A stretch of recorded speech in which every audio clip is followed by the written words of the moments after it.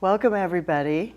Thank you so much for joining us today on Passion. I'm your host, Britt Boyce, and today we have with us two amazing gentlemen.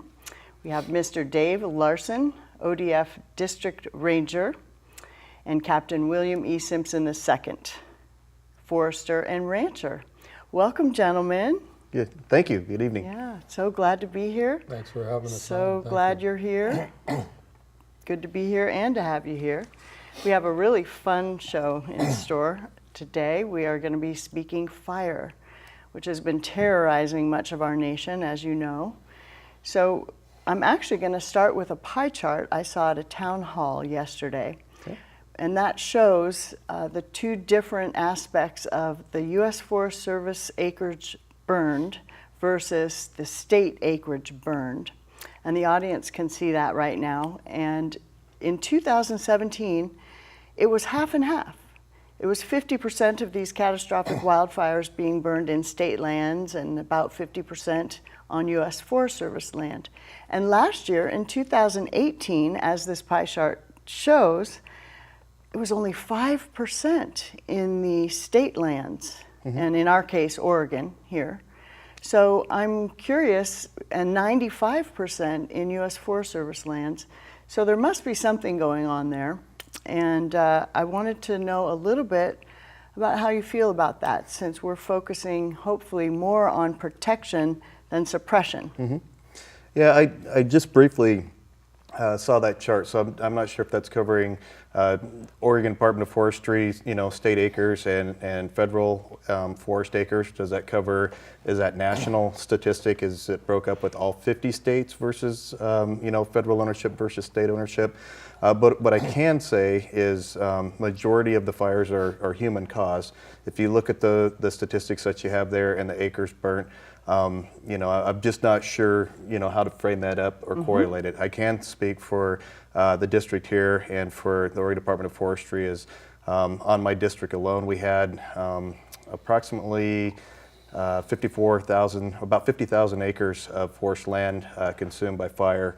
And that was acres that was part of our protection, as well as we also provide fire protection initial attack on the BLM lands here in the district, which is about 840,000 acres. So what I can say is out of, when you look at the acres breakdown that way, we had 50,000 acres, and then, you'd have to compare and look at the Rogue Siskiyou National Forest and see how many acres were there. So I'm not sure exactly what that pie chart was. Well, I should have been more specific. I believe it was Oregon. But you guys are known here as rock stars for putting out fires, putting them out fast. And I'm going to get to speaking to both of you who both served on the Klamathon Fire. Captain Simpson as a citizen, and you, of course, as a firefighter. And we are also going to show a 28-second clip of a tanker drop video. And you're both helicopter pilots, so it should be interesting to hear what you have to say about that. And then I'm going to speak about different methods of prevention and what can be done in the forest for prevention. And Captain Simpson's an expert in that area. And we are going to be showing some footage of not just the Klamathon Fire, but a project called the Wild Horse Fire Brigade that Captain Simpson has championed. And it's really an amazing plan. So that's a fire abatement plan we'll talk about as well. And you were on his ranch and witnessed it. That is correct. So there's my intro.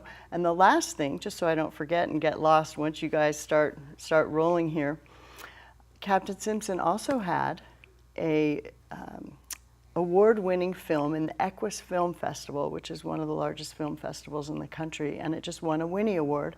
So I want to let the audience know that during this show, right now it is currently behind me, and the highlight footage is running, and that will be looping throughout the show. And it won this very prestigious award, and this actually was filmed by Captain Simpson on he and his wife's ranch. Take it away. Why don't we start out with you, Captain Simpson, telling us a little bit about why the Wild Horse Fire Brigade is so incredibly effective. You've seen it on your own ranch. In fact, the day before Mr. Larson came out to your ranch, we had ABC out there filming what the horses do on your land. And that was literally days before the Klamathon Fire. So take it you, away. yeah.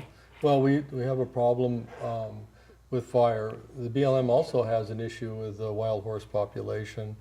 I don't see it as a problem.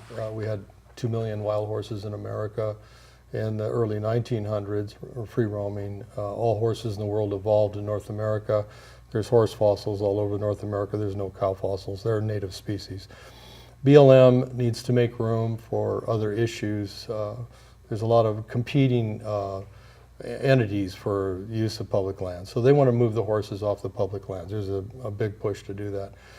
So I got to thinking about the depleted deer populations, and having lived among the wild horses for 5 years, my wife and I observed that they have a natural symbiotic mutualism with the forest. Dave saw this. Dave and I walked the ranch. We spent all day hiking around together, and you could see areas all around the forest on both sides of the fence on our ranch and in the monument, and where the horses had grazed down the what are called 1 hour class fuels, everything 1/4 inch in diameter, smaller, grass and brush, and excuse me, primarily under and around trees. I'm still coughing from the Klamathon Fire. I have a little bit of lung damage from that. A lot of people are. So it's obvious what they do. Each horse grazes about 5.5 tons a year, and it's an expensive proposition to go into the forest and remove fuels. I mean, you can do prescribed burns, you can do mowing, and so on and so forth. Obviously, we can use cattle and sheep in certain areas, but in areas where you have a wilderness and you have a lot of apex predators, lions and bears, wolves, coyotes, putting livestock there is a losing financial proposition. On top of that, in wilderness areas, you have delicate, threatened, and endangered species of flora. Mm-hmm. So when horses graze, because of their post-gastric digestive system, in other words, they don't digest these seeds, they reseed the land. Cattle and sheep don't do that because they're ruminids and they digest really efficiently. So, in other words, they have like 7 stomachs. So by the time four, yeah. 4, so, okay. Yeah, so they have a complex stomach system. They're very efficient digesters. They chew a cud, so they really get a lot of nutrition on what they eat. But they don't. The horses reseed because it comes out in their poop. That's correct. Okay. Yeah, their droppings are rich in humus.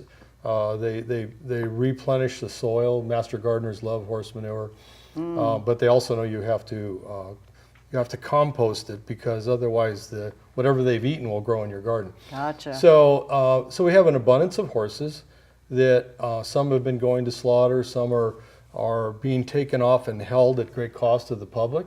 $100 million a year to the taxpayer just to hold them there, correct? That's right. Okay. And right now they're going to take the current population. There's about 70,000 wild horses in North America right now. They're going to take them down to 27,000. So we're going to have 50,000 more horses coming off. We need a place to put them. Now, Americans don't want to see horses killed.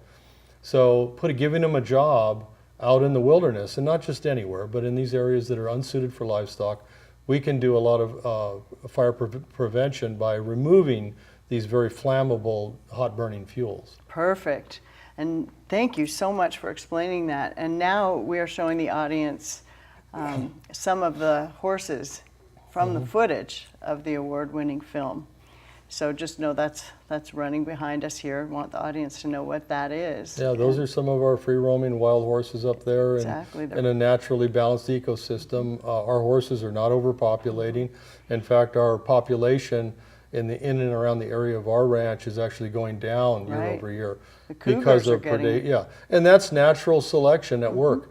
When man decides to use PZP or decides to do culling using castration or removal. And PZP, just so our audience knows, is birth control or it sterilizes the lady horses. Yeah, what it's basically, it causes the immune system of the horse to attack the ovaries. Okay. And there's a lot of bad side effects. It's certainly not desirable. Right. You can't beat natural selection. I mean, evolution is perfect at this. Great. Well, that was a great overview. This plan can be seen at wildhorsefirebrigade.com, and I invite everybody to check it out. It's an amazing resource. And We're going to ask Dave now, Mr. Larson. I don't know if I should keep calling you Mr. Larson or Dave or Captain Either Simpson one's or fine. Bill, but we're having some fun here. So I'm just going to call you Dave at this moment and ask about your protection mandates in the monument, because Bill's property is also on the monument. You two work together on the Klamathon Fire, and we're going to show these 13 photos here in a minute. After we show this short tanker drop video. Okay. So first of all, why don't we go ahead and go to the tanker drop video, and then we'll talk about the monument. Okay. All right, roll to tanker drop video.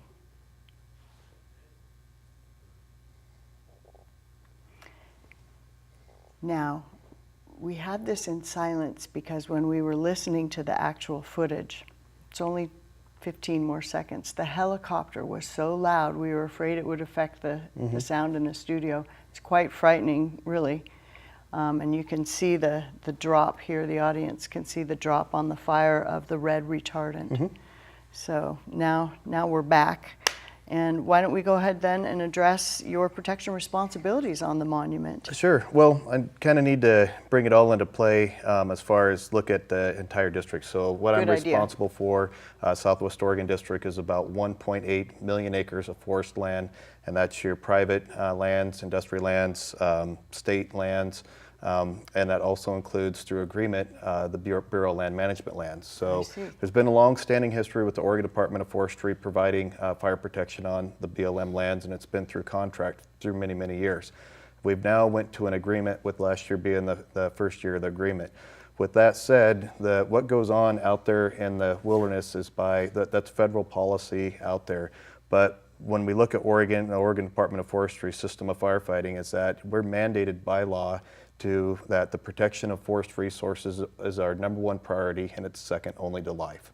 So when you start looking at our response in the wilderness area or in the Cascade-Siskiyou National Monument, when we get the fire call in there, we have an immediate gauged response based on the fire danger and what's there, and so we'll get our engines and our resources moving forward. So life, just to clarify, is human life there. You're not talking about wildlife and life, that is correct. The millions human of animals, life. two-legged and four-legged, that have been decimated in these fires. Yep, it's human life. So it's the people that live out there as well as our firefighters. Gotcha. That's our Thank #1 priority, is the protection of resources, but it's second only to life.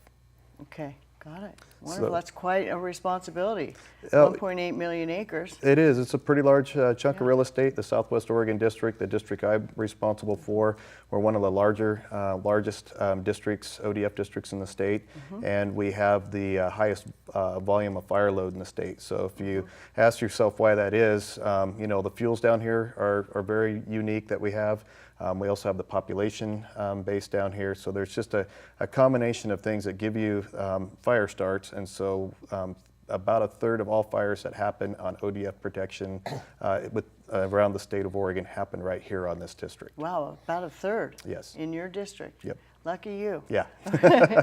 Why don't you go ahead then and recall with Bill and Dave show here. There you go.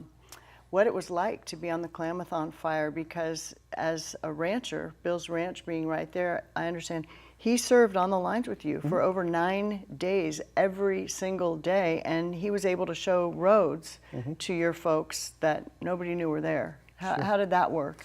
Well, in Oregon, we value, and it's in our law, it's a complete and coordinated fire protection system. What made it so unique with the fire with Klamathon is that it started in California and started moving its way towards Oregon. So it was a multi-jurisdictional fire with a lot of different agencies and folks involved. As the fire started, I believe it was on the 5th of July when that fire initially started, through an agreement that we have with CAL FIRE, we are mutuating Oregon resources from my district, already heading down there to help them out. So good memory, it was the 5th. Yep, so as it started to evolve and the incident started to grow and started to push this way, we're having constant communications with our partners, starting to look at the plan, seeing that this fire was going to emerge and escape initial attack and go into an extended attack. So So we're looking, it's going to go Project Fire. We could see the fire behavior and things, we're developing. So I had my folks engaged down there. It was about the second day when I actually did the in-briefing. CAL FIRE brought their incident management team in there, as well as I signed on as one of the agency administrators for the fire because it was coming into Oregon. And we went into a unified command. So I actually brought an ODF incident commander to unify with that CAL FIRE team so we can share with the management. And BLM as well all joined us on there, and the Forest Service was there. So it's a pretty complex incident. Because having been up in the monument about a week prior with Bill up on his property, I knew Bill was up there. And as I'm seeing the progression that's going, I mean, it's very important for me and my job is to make contact and do everything I can with affected landowners. Sometimes it's real hard to do when it's small pieces of property or absentee landowners, but as we see where the fire's taking direction, it's very important to engage with those folks and utilize them as agency representatives or landowner representatives. They are part of that system and they have a say of what's going on. So I ended up calling Bill, and he said, "Hey, Bill," and actually he may have called me first, saying, "Hey, there's a big fire going on down here." And so I was like, "Yep, we're looking at it." So we started that dialogue, and talked with Bill quite often, just and even check on him. I'd be on my way home from the fire, and I just call him, just make sure everything's okay, and he'd be out there running around on his four-wheeler and meeting with the crews and the folks out there. Yeah. So it was, and the best thing that I have out there, the best resource is that the local knowledge and talking with the landowners, they've got the best intel of their land. When you think about what I'm responsible for, to know every inch of 2 million acres of real estate in the district's pretty hard to do. So you can rely on landowners to provide you that input and that intel. Well, you mentioned unity, one of my favorite words. I mean, this is who you want as a neighbor here. And how was that? How was that for you, Bill, working with Dave? Dave is awesome. I mean, that's a good word for Dave. Yeah. We were texting during the fire. I was passing sit reps to him on the situation, what was going on. Of course, he has live contact with unit commanders on the scene, but there was a lot of local knowledge that the BLM people are intense in Wairika. Never hiked that country. They don't know anything about the back roads. They're nonetheless considered local knowledge, which is a little, shocking to me. But it was important to work with Dave and to pass the live intel that I was seeing, because I was moving around in areas where the unit commanders weren't, and where the line crews are, moving up Camp Creek and Lone Pine. The fire was trying to jump into the monument. It ended up burning just under 4,000 acres, I think, of the monument. But that was so fortunate because it could have been a lot worse. But Dave got in there with his fire attack, and the choppers were probably making 7, 8 minute, in some cases 4-minute turn times from the lake, picking up water with the helos and then dropping on the hot spots. And that really made a big difference. And then it was pretty funny. I was on the phone with Larson doing a live interview, and I had just texted Dave that the wind was blowing from the south, and there was a hotshot cruise down the Camp Creek, down in the groove below Lone Pine. And about an hour later, after I texted that to Dave, here comes a procession of, I think, 4 or 6 jets, led by a 747, came in there and just, dropped all kinds of retardant and really put that fire back on its heels. I had the privilege of setting up that interview with Lars Larson via phone, via panic, via emailing every congressman and everybody I knew saying, please help, and they did, and it's a miracle that your ranch is still standing. You've unfortunately had to learn a lot about fire particulate matter and what that does to the human health condition. And the effects on the citizens, besides burning alive, are now living with smoke effects that just affect the quality of life.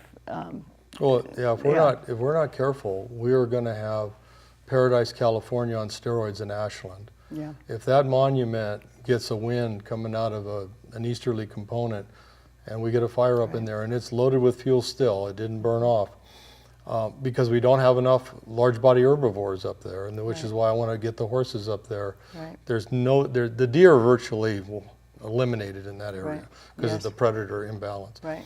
If we don't get some herbivory going on in our forests, Ashland came close to being burned this past season. I understand And that. it would be a disaster of monumental size. I agree. I agree. So we're going to look at some photos here in a minute, and they're firefighters' truck headlights in the night. It looked, when I was putting together the show, I said, is that the moon or is that the sun? Because in some of these photos, you can't tell. And evidently, I thought it was night, but it's day. So the whole thing is so scary. Our director, Charles Douglas, had mentioned, looks like Apocalypse Now, and he and I had both seen that film. It's scary stuff, and you guys were out there, and There were flames 200 feet tall. Oh my gosh. A wall of flames came over towards Camp Creek. It was. right. But those CAL FIRE guys, they're just sitting there looking at it, looking at their maps, planning their fire attack. I mean, Right. pretty fearless. Scary stuff. We are so grateful for our firefighters and citizens that help, and legislators that are willing to try new things. Why on earth wouldn't we try some things? Since the last 30 years, a lot of things have been prevented that might help. You know, just the horses could be a tool in the toolbox of prevention versus suppression. Let's face it, once they get rolling, they get rocking and rolling, good luck stopping these walls of flames, right? And we need to protect our firefighters. So these photos are rolling for our audience, and I want to mention something, and then I'll flip it back over to you two. I was on a plane a week ago and sitting next to a young man who had a hat on, and this hat said, "Log it, graze it, or watch it burn." And I'm just wondering how, if you two each want to give me a minute, I'm not sure how many minutes we have left in here. It goes very quickly when you have so much to speak about. But I would like to know how you each feel about that. Log it, graze it, or watch it burn. You know, we're tired of watching things burn. This young man has studied cattle. He was actually a cattle person, and going to study with a mentor in Montana. He was on the flight to do so. Has some property his family does in Eagle Point, backing up to BLM land.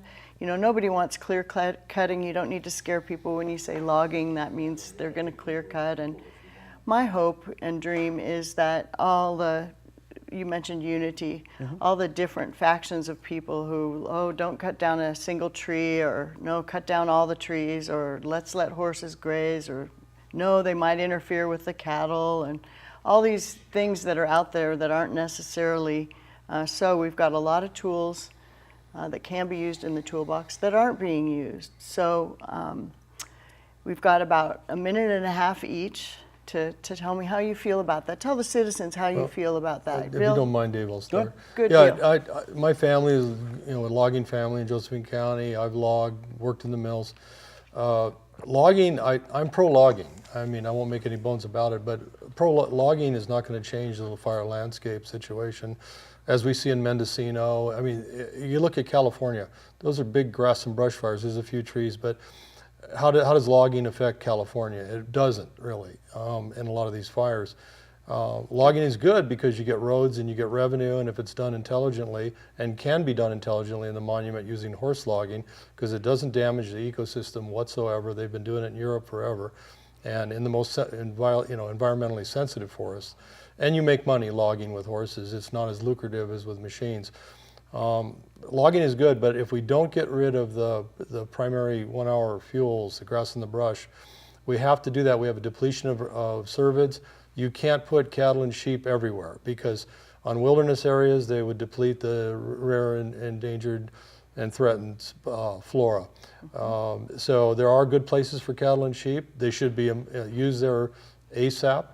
But in these remote wilderness areas where wildfires are pretty much an aerial gig, I mean, you got to go in there and do air attack, and nobody wants to. You can't drop a firefighter in there. Well, it's very dangerous. I mean, these guys already take enough risk as it is. We don't need these guys getting killed. Right. I mean, we could do this smart. We put the horses in the most rugged area. They reduce the fuels, less fire, and less frequency of fire. So you basically take it down. Yeah, good points. California has less logging opportunity, and a lot of people have burned alive in California recently.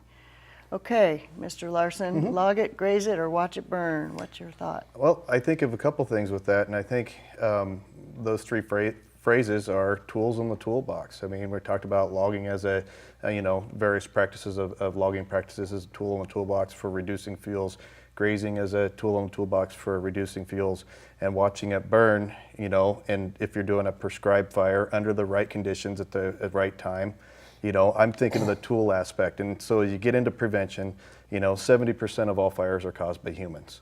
Got it. And before I forget, the prescribed burns, just in the last few months, there was a prescribed burn up behind our home here in Ashland, and 2 days later, it was the beginning of a fire. Yeah. Because it wasn't. So those have to be monitored very, very So closely. it's a right place at the right time, weather conditions, time of year. So when you look at prescribed burning, folks talk about that. I know it's a sensitive issue, and a lot of it has to do with everyone's tired of dealing with wildfire smoke, and so now you're asking them on a nice day to deal with, prescribed fire smoke. Right, So got it. trying to find that balance, with the, what folks are going to allow. So it's at the right place at the right time. But, it goes back into, prevention. Think about the cohesive wildfire strategy.